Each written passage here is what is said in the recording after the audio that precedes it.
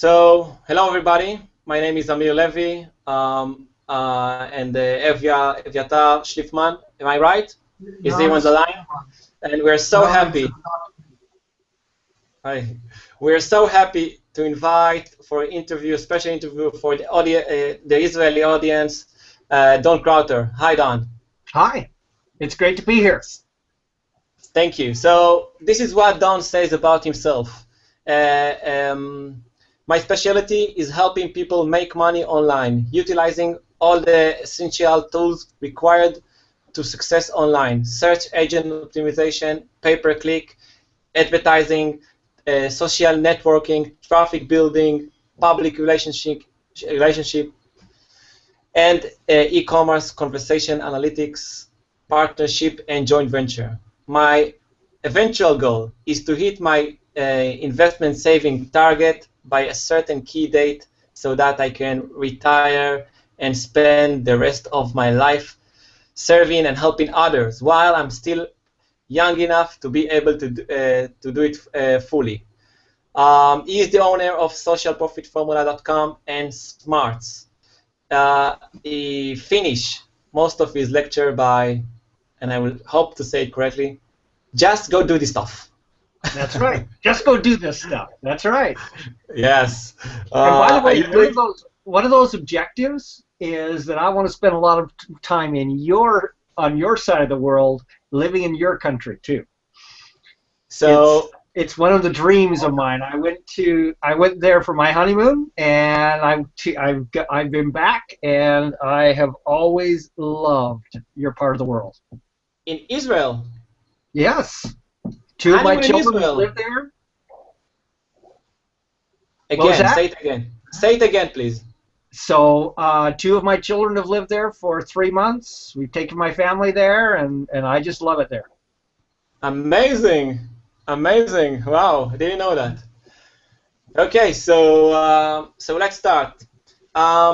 Okay, so of course, let's start with the obvious. Is like let's talk about the audience. Our audience is probably will be social media expert and social media persons who deal with that in the day-to-day life, and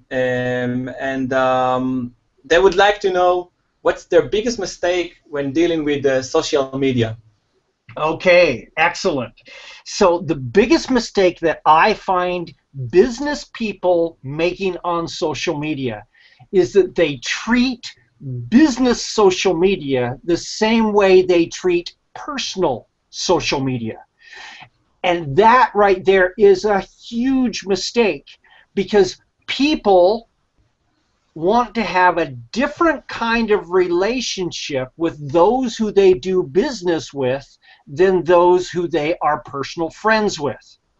So, for example, I don't care where my plumber eats.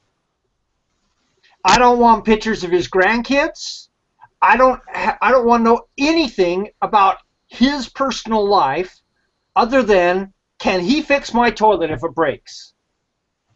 Same thing with my doctor. Same thing with my lawyer. I don't want to see pictures of my doctor out drinking. That's the last thing I want to see about my doctor. I want to picture him as being totally sober all the time, able to fix any of my problems. Yet what people do is that they look at personal social media, how you get more friends, how you communicate, how you develop these relationships with people, and they think that they should do the exact same thing when it comes to business social media. And that's actually incorrect. And it drives people away from most businesses who try to conduct social media that same way. So what you have to do is you have to recognize that difference is there, and you have to give them what they really want.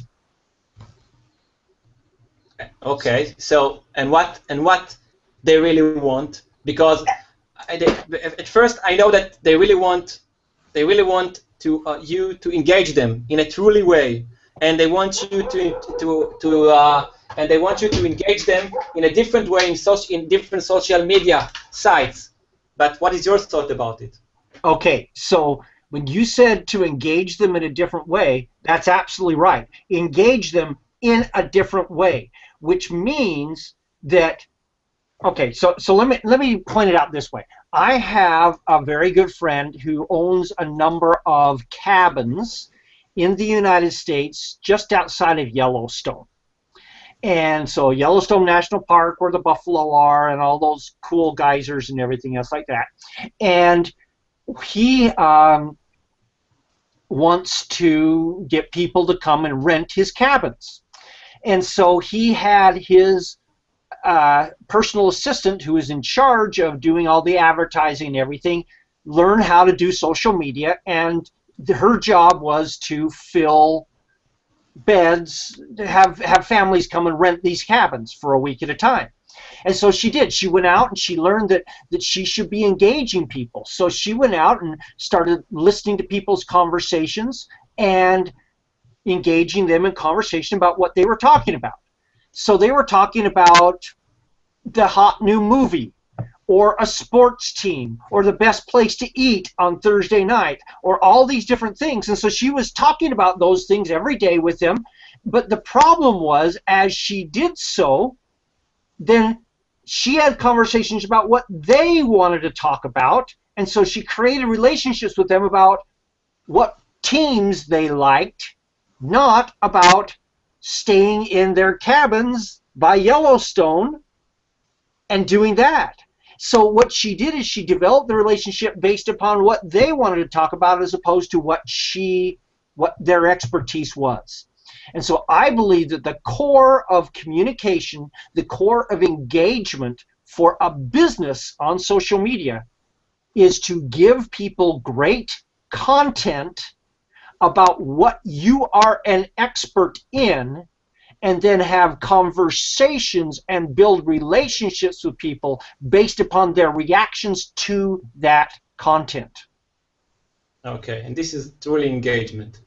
Yes, because then you're not talking about the Yankees, you're not talking about the World Cup, you're talking about plumbing or cabins in Yellowstone, and the people who are interested in having conversations about that, who are interested in potentially coming there, are going to be asking things like, so what do you do in the wintertime if I rent a cabin there in the wintertime? Your conversations are around what it is that you're selling. This is the reason why most people who do social media for business purposes end up giving up on it, because it's not making them any money. Well, the reason it's not making them money is because you're developing contacts and conversations and relationships around subjects that have nothing to do with what you sell. But if every contact, conversation, and relationship is based upon what you sell, then your conversations will help to build your business. Great. Okay. Veta, would you like to ask a question? Yeah, I got a few questions for Don.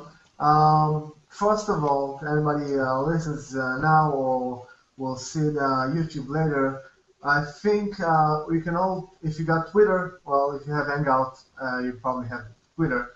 If not, something is wrong if you're using Google Plus and not Twitter. Anyway, I think you should use a hashtag called, we're going to use a hashtag called HOA with Don.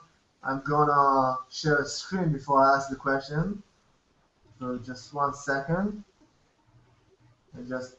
Okay, so use hashtag HOA with Don to ask questions during this. Hangout, is that correct? Great. Infographics. Yeah, kind of. Okay, so Okay. Okay, I'll turn off. I try to turn. Oh, okay. Do you see me now? Yeah, Yes. we do. All right. So, okay, my question for you, Don, as well. I got a few questions. Okay, let's say the marketers are using social media correctly. Okay, engaging correctly. Let's talk about Facebook. Okay? Okay. Okay, Facebook got new Facebook ads, like videos are coming on soon. We all know that. We all expect that. And new features like Business Manager and Custom Audience Details, which in the US you already got it. What do you think of those new features? What do I think about using pictures on Facebook? The new features of Facebook, like the videos and custom audience details and the business manager, the new features Okay. of Facebook.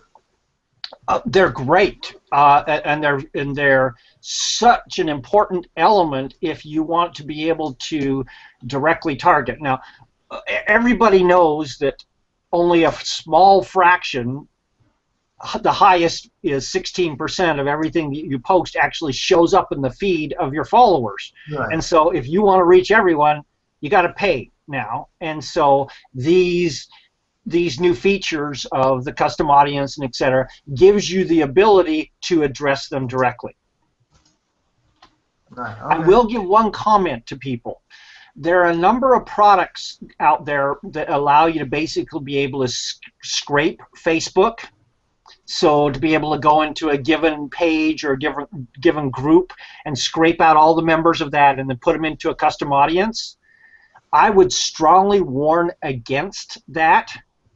Facebook is clearly preparing to do a slap that will hurt anyone who is doing those kinds of things. It's not a wise way of building a business right now, and you're likely to lose your account for life, which is a long time. And I would suggest if you want to be building a business using Facebook ads, use the tried and true methods. Don't use the scraping tools, because it will hurt you. I don't know when that's going to happen. It could happen today. It could happen a year from now. But I can almost guarantee if they're like Google and everyone else, they'll go back in time and look at people who've done it in the past. So don't fall into that trap right now. Yeah, I'm with you about that. Yeah, that's great. Okay. Don, regarding trends among social media, like Twitter and Facebook and Google, how do you see it going? Because here in Israel, Google Plus is limping.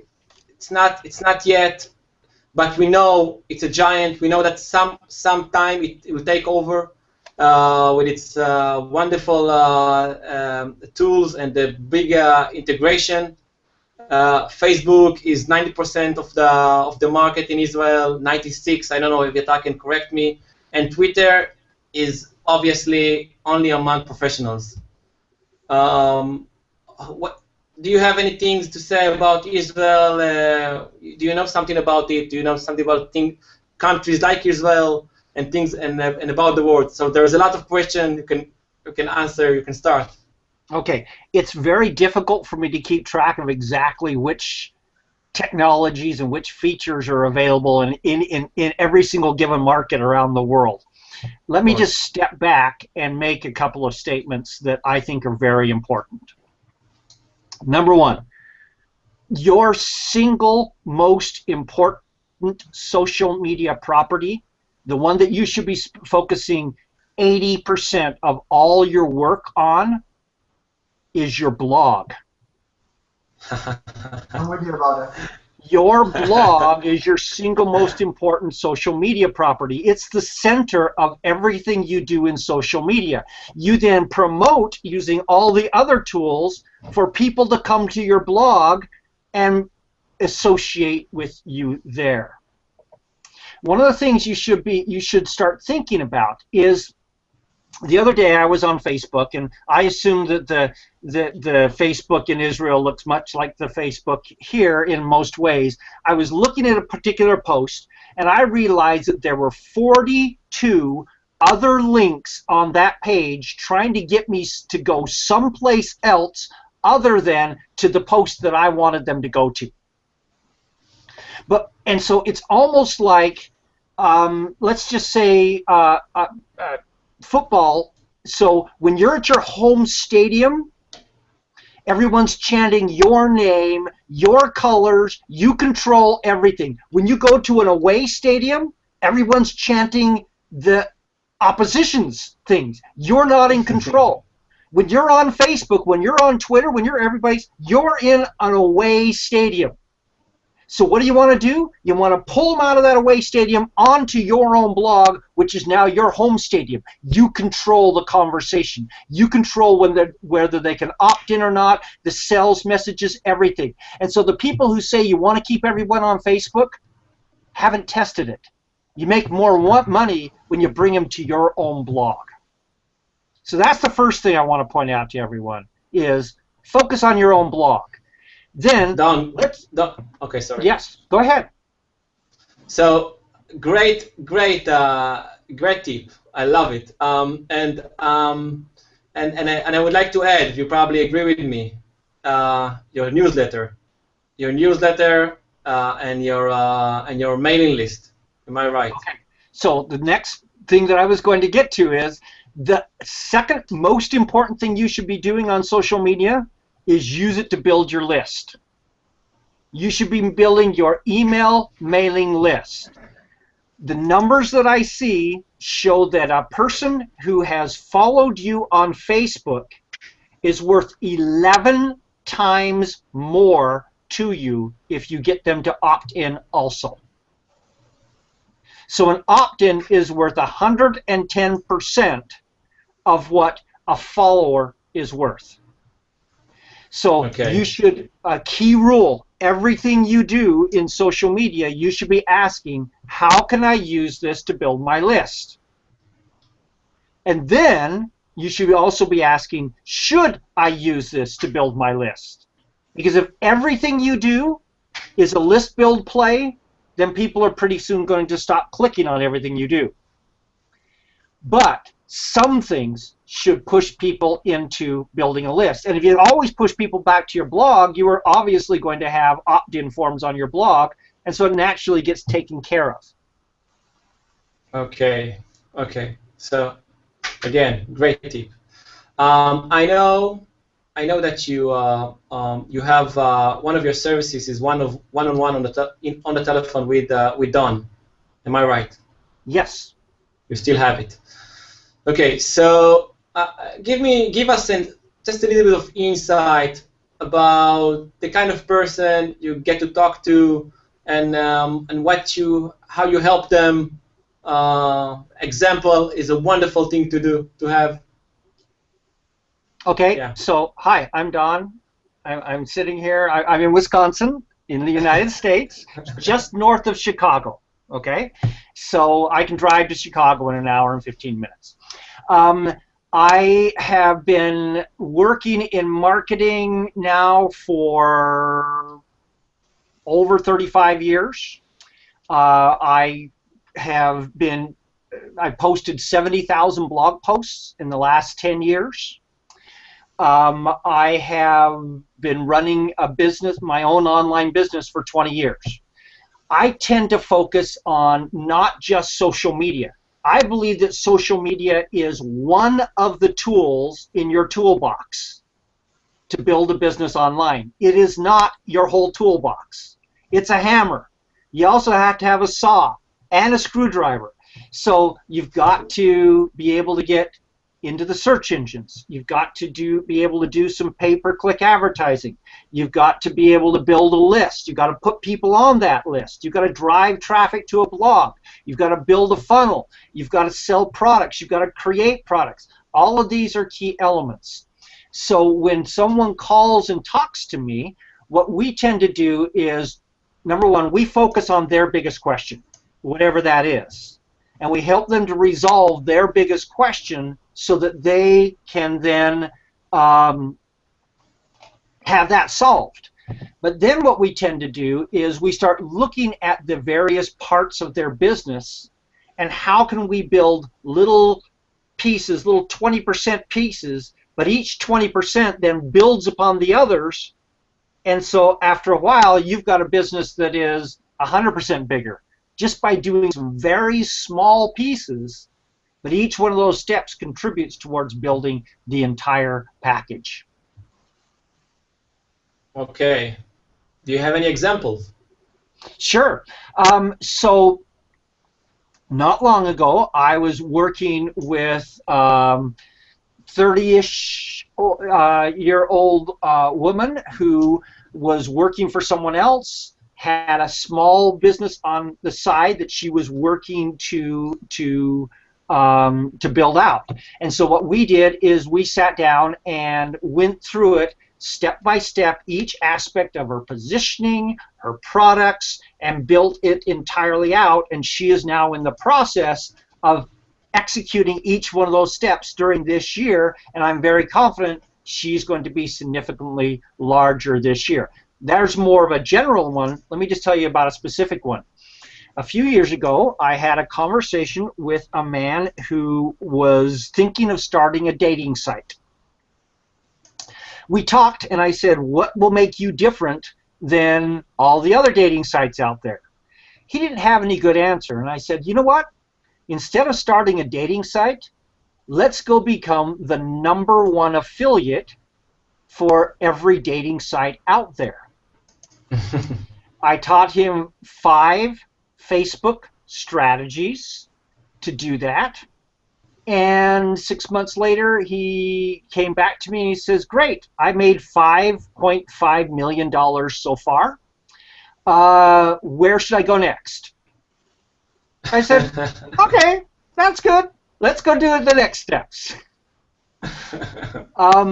Another example. A couple of years ago, I was at a convention, and I was just sitting there in the audience. I wasn't even speaking at this convention. I was sitting in the audience, and after the opening session, a man came up to me with his young wife, and he was probably 26, something like that.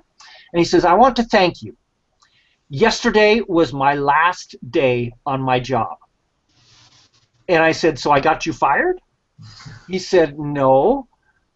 I want to thank you because I took a strategy that you taught me in one of our phone calls a year ago, and I have been doing that strategy in my free time after work. So I work a job that requires me to work 10 to 14 hours a day, and then I would come home and I would kiss my kids, put them in bed because that's all I had time to do, and then I would go work on this strategy. That strategy is now making me $120,000 a year. So I just quit my $120,000 job so that I can stay home and be with my family doing what you taught me how to do. And his wife is in tears standing next to him. Just tears running down her face. She says, thank you for bringing my husband back into my family. Amazing. 2 hours later, I had another person come up and tell me almost the exact same story. He had just quit his $108,000 a year job for the same way. So the kinds of things that I teach help people to actually make money. I don't give you just theories. Everything I'm focusing on, I'm not just focused on making money. There's so many more important things in the world. But if you haven't got the money thing working right, it's awfully hard to be a good dad. It's awfully hard to, if you're working 3 jobs, it's hard to serve the world the way you really want to. Sure. Just give us some information about your company, which I know that you sell many of these products to Israeli customers. It's a social profit formula. You had a big affiliate named Amir Arduf, which is also my mentor. So, wonderful! He's a great guy. He is. He's a smart guy. Yeah, he's good. And actually, I understand he was a big affiliate of you. Yes, he was. He's been a very good affiliate of mine, and I very much appreciate it. I want to do this again. You can do it too. We all can do it. I think that in a way, the Israeli, and if Yatar maybe will help me with that, the Israeli social media marketing is not so developed. It can be much bigger, and with your help, obviously, yes, obviously. Yes. So And First hey, of all, hi Amir Alduf. Hello, hi. We are here in Israel, and tell us some words about social profit formula. okay. So my company, we sell a range of products. So if you go to doncrowther.com, you'll see blog posts and you can opt into my list there, and you'll get announcements about the products as we do them. But the interesting thing is I don't just specialize in one thing. As I said, I have products for each different kind of marketing. Each of the toolboxes, each of the tools that should go in your toolbox for marketing. And the beauty of it is that almost all of these apply everywhere. So I have a product on Pinterest. I'm not sure where Pinterest is in Israel right now, but the other ones, you know, list building and SEO and social profit formula, those kinds of things, they all apply everywhere to each person's individual set of needs. Okay, Gatar. Yeah. Gatar? So, here. Okay. So Don, actually you took one of my question off. First of all, it's great to hear all of you said about the home stadium because our office is doing inbound marketing, which you probably know a lot about.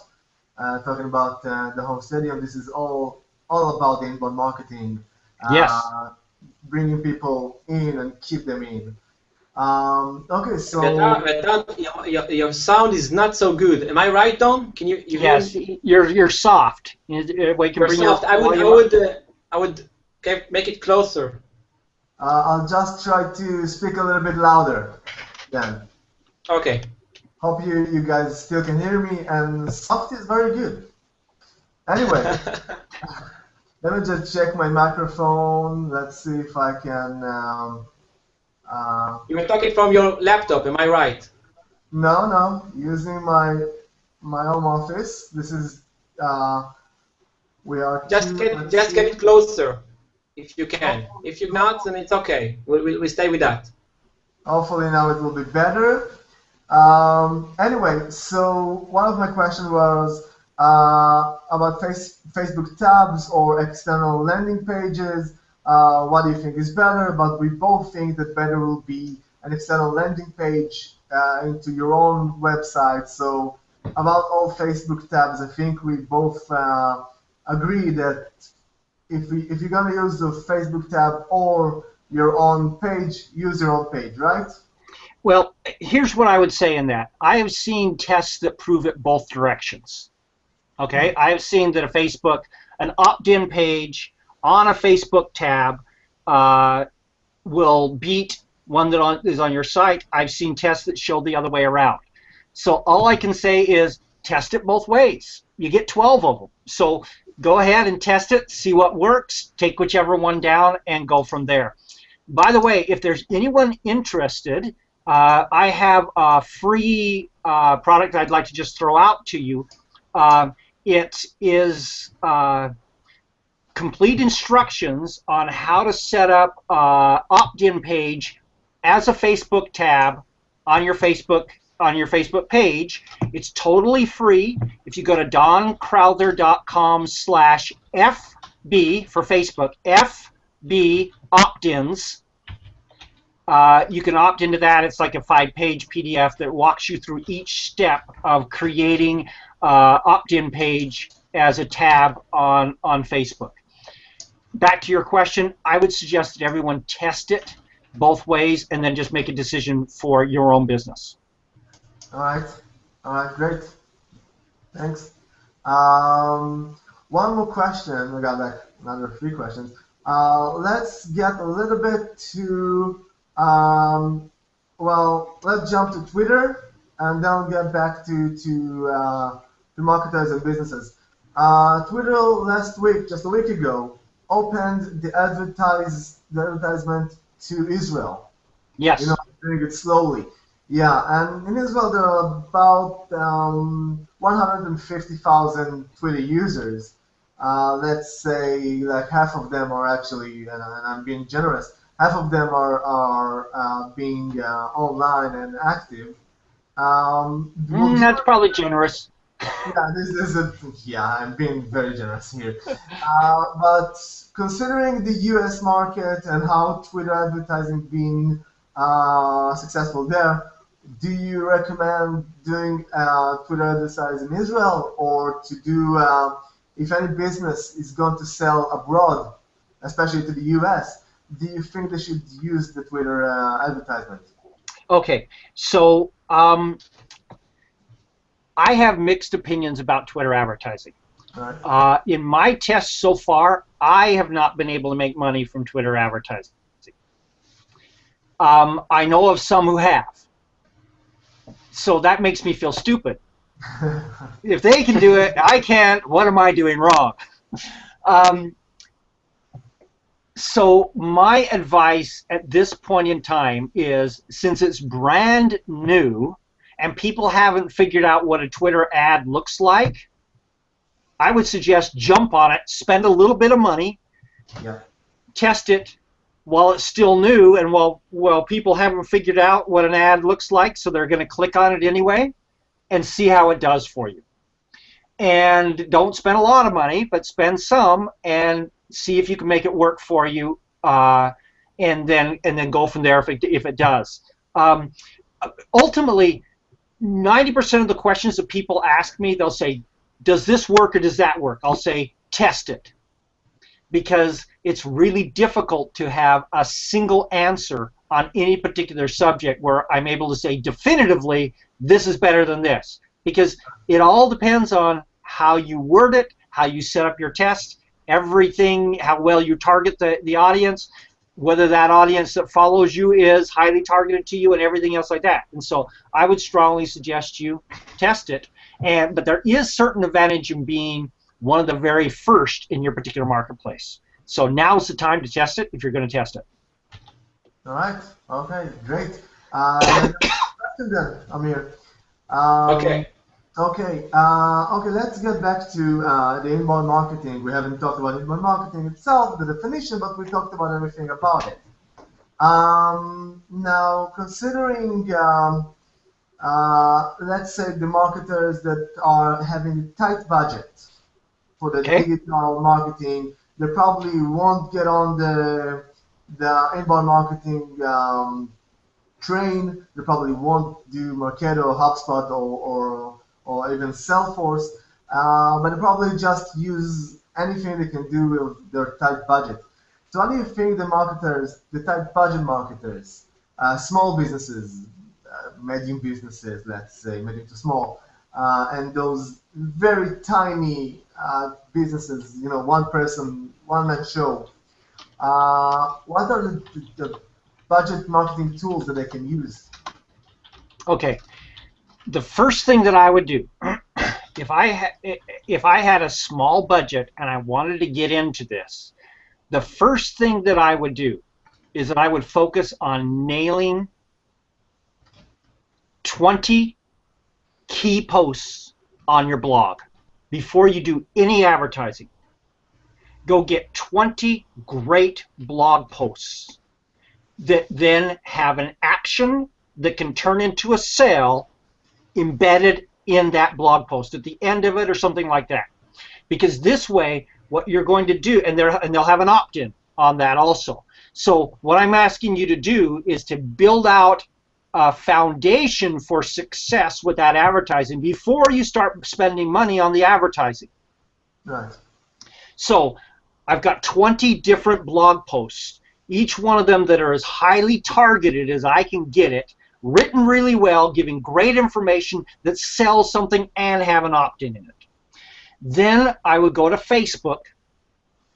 I would run just using Facebook's regular ad management tools, and I would create small budget advertising, $10 at a time, up to $50 at a time, and start testing advertising to each one of those 20 different blog pages on your blog.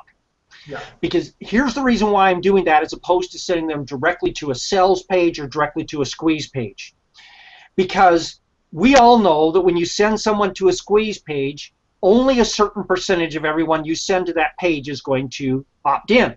Yeah. Opt in. Yeah. And let's just say you do really well and you get 20% of those people to opt in. That means 80% of all those clicks were wasted. But if I can send them to a blog post which has interesting content on it, so now they're starting to learn to trust me before I'm asking them to opt in. I do have an opt-in and I have a sale on there. Those 80% aren't purely wasted.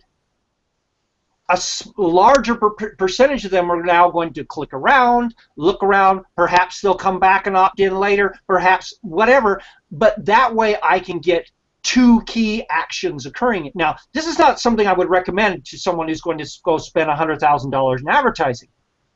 Yeah. It's a different answer.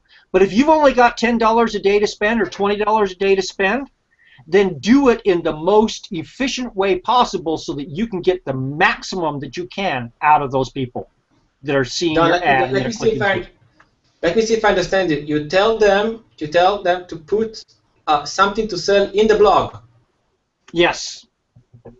So what is it? Is it okay. One of your products or affiliates? Depends on what you're trying to sell. So let's say, I have a course on how to build a list. Okay? So I would write a blog post about 5 key mistakes that people make in building a list. Okay? I would have a great killer picture associated with that. I would at the end of that say, want to learn more about how to build your list? And then by clicking on that, it takes them into a sales process that will sell them my course on how to build a list. Squeeze page with recommendation. Squeeze page, small, exactly. So a funnel process coming out of that. But what I'm driving them to is an article on 5 key mistakes that people make in building an opt-in list. That way they're not coming and immediately feeling sold to, they're feeling taught. They start to get that positive feeling relationship with me. And by the way, I would definitely have a video in that blog post also, so they can hear my voice, see my face, and so then they see that, but not selling them, teaching them those 5 principles, and then down at the bottom I would give them the opportunity to buy. Entering into the funnel. Great. Yes, exactly. Vyatar, do you have more? Yeah, I got a couple more. So that was actually a great answer. Does that make sense? That makes of course. It is. Well, Amazingly making sense. Okay, because if you've got $100,000, I'll tell you to spend it totally differently than that. But for $10 a day, the last thing I want you to do is go get 15 people to click on it, 2 of them opt in, and you say, well, that was a waste of money. Yeah. Considering that tight budget, yeah, you went through all of the, again I'll say because this is the correct definition, you went all through the inbound marketing tunnel, and that is actually the right way. So yeah, for those tight budget marketers, yeah, that's a great answer. For the big marketers, the one that have $1,000 a day, they probably use premium account in those Facebook and use Marketo, HubSpot, and they use a lot of powerful tools. Okay, so what would be? Are you right? Yeah, I have some allergies, so pardon me. Hope it's not allergic to Google Plus. Anyway, they're probably gonna close it soon because nobody's there is working. No way. Everybody You're got wrong. fired. Everybody You're so wrong. a few weeks ago. Google Plus. I don't know how they operate it. Anyway, my next question will be: what do you think is the next big thing in digital marketing?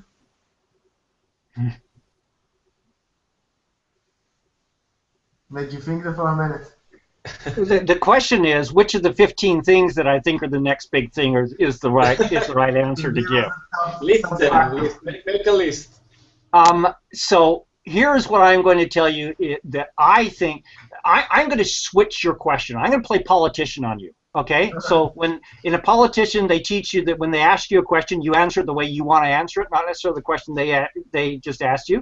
So here's the thing that I want your listeners to pay attention to, which is the next big step they should be taking to make money using social media. All right. Focus on video. All right. So, yeah, it may not be the next big thing, but I can guarantee you that video's effectiveness as a marketing and a selling tool is just getting started. And the better you do at using video, the more money you're going to make in the next 2 to 5 years.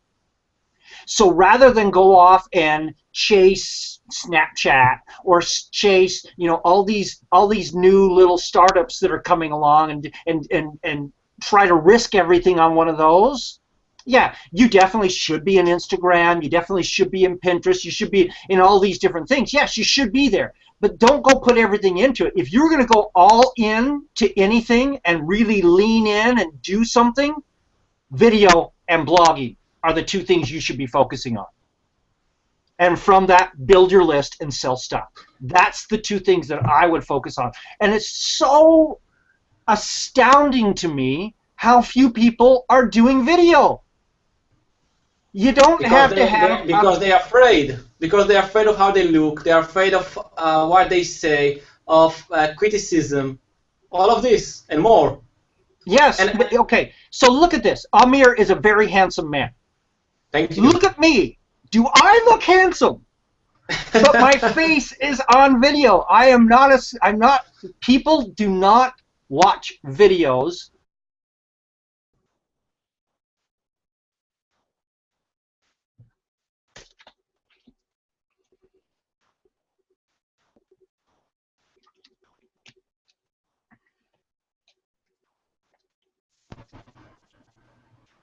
Don. Yes. Can you hear me? I can. There was a problem with the server. Okay, I think they got offended. Now. Because you say you're not beautiful. You're a beautiful person. How yes, that's it. I broke the camera. Yeah. So we're still live? Yeah, we are. Yeah, we are. Okay, should I continue? Sure. Okay, so people don't watch video for your face. People watch video for the information that you give them, whether that information is entertainment because you're funny, whether that information is quality information that helps them make more money or raise their kids better or grow bigger tomatoes or whatever that is. You need to recognize the internet is a problem-solving mechanism. That's what everything in the internet is about. The problems they want to solve is they want to figure out how to get dates, how to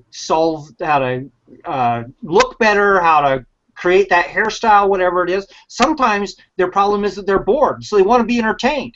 Whatever that is, the internet solves problems. And so if you view yourself as a person who can't do video because I haven't spent the money, you know what? Take out your camera, that high definition camera that you carry in your pocket.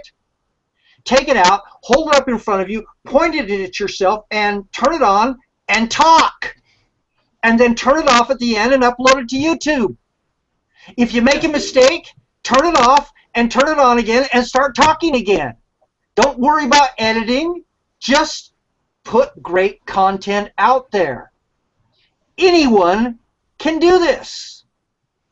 And everyone who wants to build a business should be doing this. No matter what kind of business you have, video will help. Okay.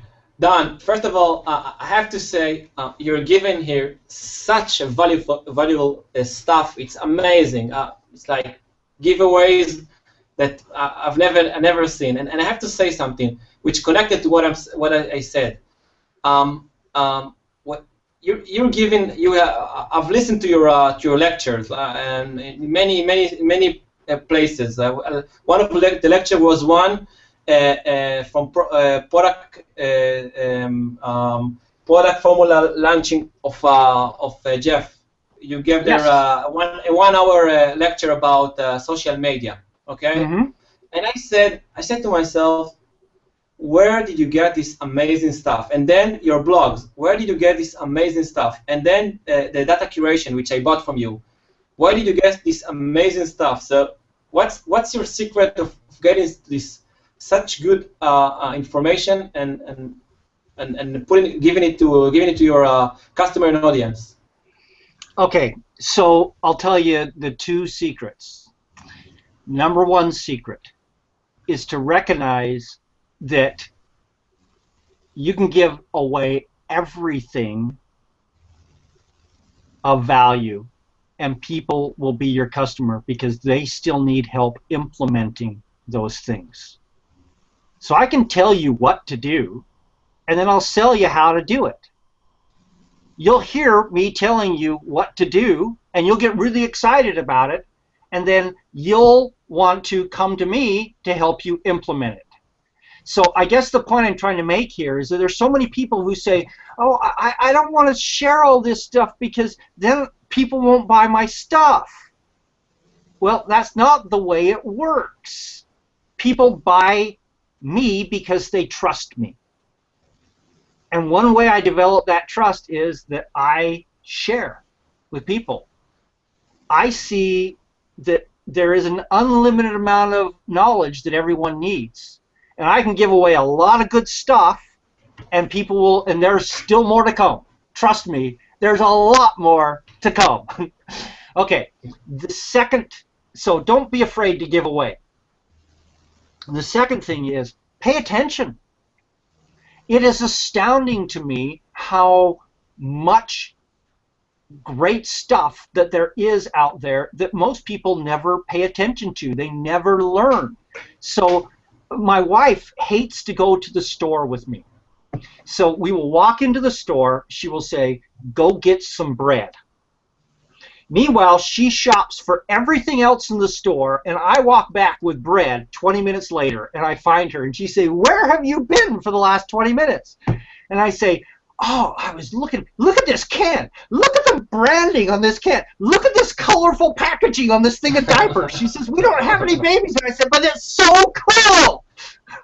And I share with her all the things that all I did was walk around the store paying attention to the marketing that's being done around me. And I know it's good stuff. And so I'm learning that so that I can then share that with other people in the things that I give away for free, in the things that I sell. And the beauty of it is I still have tons of great stuff that I never give away. And so people can always know that if they pay me, they're going to get even more that will help them make money for their business. Right. And then, okay. Oh, I'm sorry, one more thing. Think creatively. Every time you see something, there's another angle you can take that from that will help you to build your business even further. I have to, there is a problem with being creative. Being creative is something that you cannot put your finger on.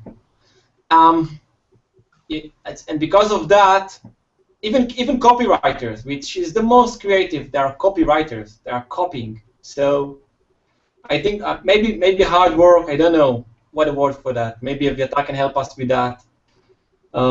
Creative is something I cannot hold in my hands, and thus I don't know what to do with it.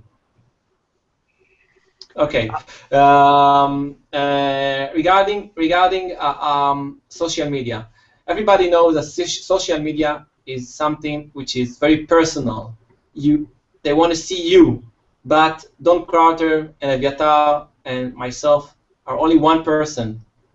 We have to outsource things.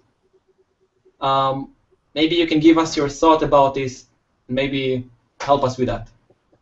Okay, so first off, you made an assumption that I don't agree with. Okay. Which is that people want to see you. That's not what people want. They don't come to you because they want to see Amir. They come to you because they want to have their problem solved. Whether you do it personally by answering their question, or whether you refer them to a video that you created that answers their question, or you refer them to a blog post that answers their question, or whether you have a virtual assistant sitting in the Philippines who sends them to those things. They're sorry, part of what they want is they want to get to know you. But if you use the model that I started this whole thing off on, which is if you want to succeed as a business on social media, you start by giving them content about your area of expertise that helps them solve their problems. Then you communicate with people about the content that you put up there. So there are very, very, very few people in the world who should ever put up something on their business social media site about what they had for dinner, or that they're going to a concert, or that they really liked the latest Spider-Man movie, or whatever it is, because that's, people don't care to have a personal relationship with their plumber. But if you put up the great stuff about what they want, then they find that then they're having a conversation about what it is that you sell. Then, number one, you have a whole lot less conversation to have. And because there simply aren't that many people who are interested in what you have to sell. And so it's a lot easier to do that. And secondly, your conversations help you then to sell more in the future.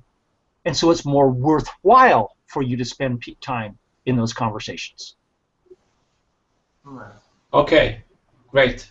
So never assume, again, you just fell into that trap that I started off this whole thing of saying that people assume that we should do business social media the way we do personal social media, and it's not true.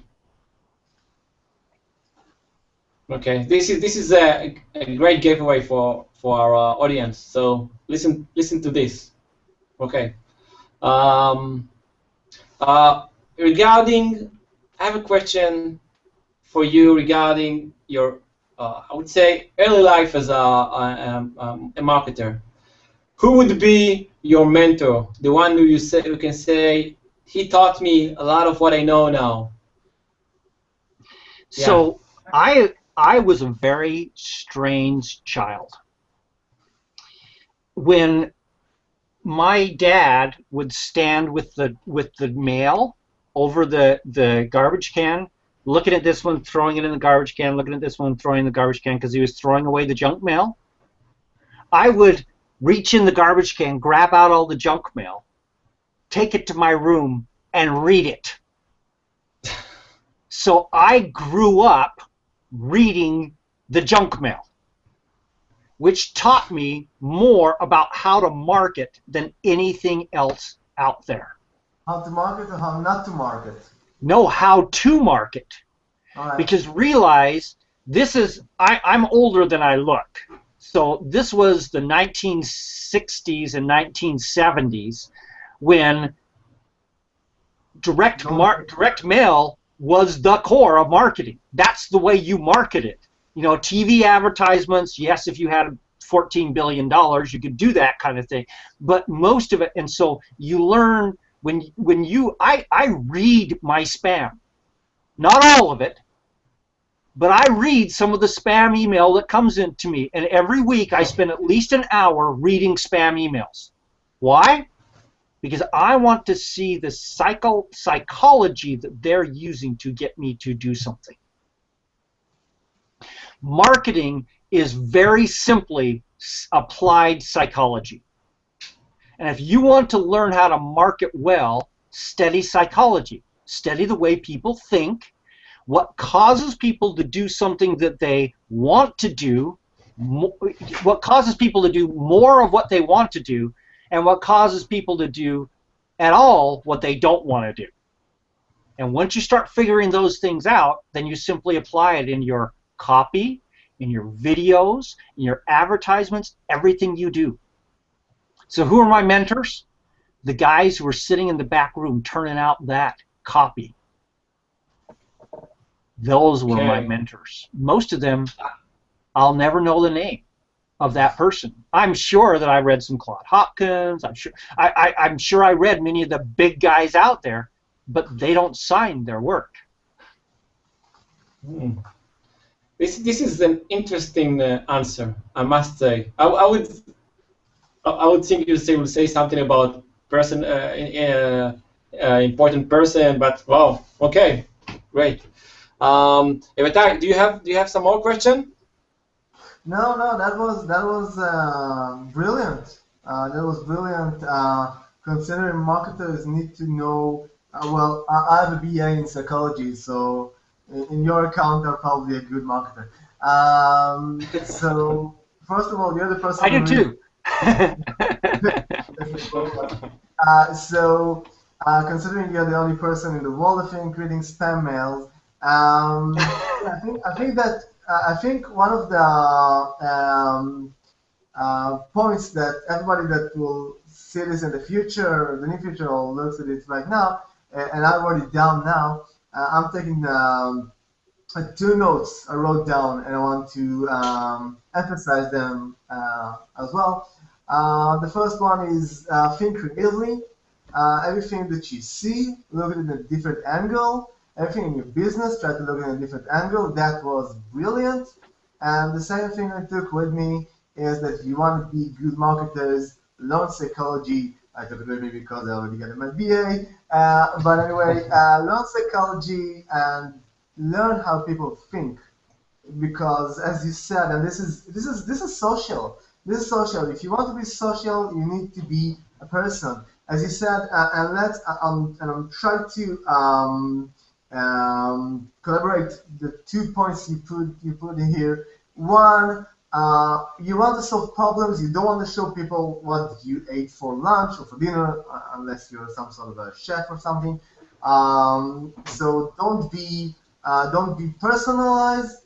Solve problem, but know what the problems of the person your customer is. Know that he is a customer. Know that he is not only a wallet that will give you money. He's a person. You need to learn how to market to that person and not to be personalize yourself. Right, and you can still have a personality and share some elements of your personal life, but if you take what most people do, the pendulum is way over here of they want to share all their personal life, and over here is just share content. You want to be more in here. A little bit of personality, but most of it is content. Right. Okay? Now, by the way, let me just point out one other thing. You said you have a BA in psychology, and I said I do too. I do too, except on my graduation certificate, it's called a BA in marketing. All right. I consider that to be a degree in psychology. It's just a very applied psychology. Okay. So what is the electrical engineer, which I am? I'm sorry, that broke up. I didn't hear that. What was that? I said okay, but I'm electrical engineer, so it's nothing as for marketing as and then for and as for psychology. Okay, so Amir, now I understand why when we talked about creativity, you struggled a bit with that. Okay. Now, probably I'd like to address this straight up because there are many people who are on this call who are also scientists, engineers, and people like that. Okay. Now, I believe that people who are engineers and scientists are some of the most creative people in the world. The difference is that they're not trained. Their creativity shows in different ways. Okay? So the moment when you got handed a special document, you got handed a project and said, you need to solve this, you solved that with a very creative process. You just didn't think of it as a creative process like someone who is creating music or someone who is writing a book or something like that. You're just as creative as everyone else. You just have to start thinking of yourself that way. And ultimately, the reason why I bring this up is because I believe that 90% of creativity is overcoming the mental block that says that you're not creative. Ah, okay. And as Okay. soon as you do that, then you say, hey, I am creative. From my point of view, I think many people are creative, as well as mine, as myself. But I think it's, yeah, I agree with you. Lot of hard work. A lot of Yep, hard work. yep. So Okay. when you sit down with a young child and you tell them a bedtime story, you just did a creative act, and you just did a marketing act. And I want you to think about this for just a minute, because when you sit down at night, and let's say you've had a child who's been struggling with honesty, and so you tell them a story that you make up that has something to do with honesty in there, where they learn the moral of the story is to be honest, and then they'll get what they want. You just marketed to them. You marketed to them the behavior of be honest. All we do in marketing is we take those same stories and apply them to doing the other action we want them to do, be it big brothers, big sisters, donate to the war-torn people in Bosnia, or buy my product. It's all telling a story to get them to do what we want. Okay. Um, are you ready for association games? Sure. Okay, so it goes like this. I will say a word, and you will fast, without thinking, say what you think, and some of them will be completing the sentence. Okay. So let's start. Google. Google Plus. Okay, Google Now, Plus. I'm going to pause here for just a moment. Why do I say Google Plus? When we were having Okay. a discussion about whether it's going to die or not. I don't care if it's going to die or not. Whenever you put something up on your blog, the first place you go is to Google Plus and plus it. Why? Remember the old days of blog and ping, where you used to ping the different places so that the search engines would come and Google you? Well, that's Mm-hmm. what Google Plus is really good for. Whenever you ping something to Google Plus, you immediately tell them, hey, there's something new here, come check it out. So that's how I suggest you use Google Plus. Use it for Hangouts and things like that, but absolutely everything you post should be posted to Google Plus immediately. Okay, back to And association. I would like to talk to you about Google Places. Okay? What do you think about Google Places? Google Places can be okay. If you are a local business and you are not using Google Places, you're stupid. You have to learn how to do well with that. If you're running a pizza place in downtown Tel Aviv and you haven't figured out how to optimize your Google Place listings so that you're coming up on that map and coming up in the listings, you're stupid. You're leaving all kinds of money on the floor, because what are people doing? Okay, I'm on such and such a street. Where's the closest place? They're either going to Yelp or they're going to Google.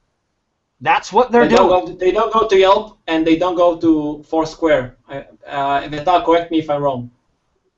Well, I use Foursquare, but yeah, I'm probably one of the few people in Israel, if not the world, that are using Foursquare. I really love it. But yeah, I think, as Don said, if you not put your place in Google Places, you're losing traffic, human walking traffic. Yep. With money in their pocket. Yes. Who they want to spend in the next 20 minutes because they're hungry. Yeah. Okay. Great.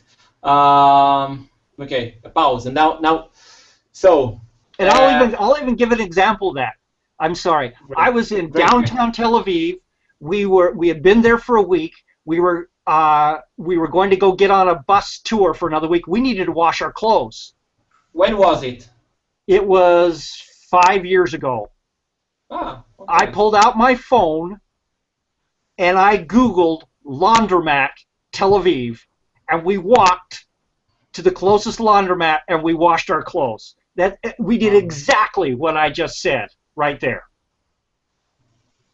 So Yeah. I can even give you an example of people doing exactly what I just said. You got to be there. Okay, great, great. Frank Karen. Frank Kern, Yeah. funny. LinkedIn. I'm sorry? LinkedIn. Business. Eben Pagan. Powerfully creative. Jeff Walker. Friend. Amazing. Okay, so Don I Crowther. have to ask you the last question. People struggling with product launch formula. In what? And I know you're doing product. You're doing many launch, and I probably know that Jeff Walker helped you. And probably you're in his mastermind.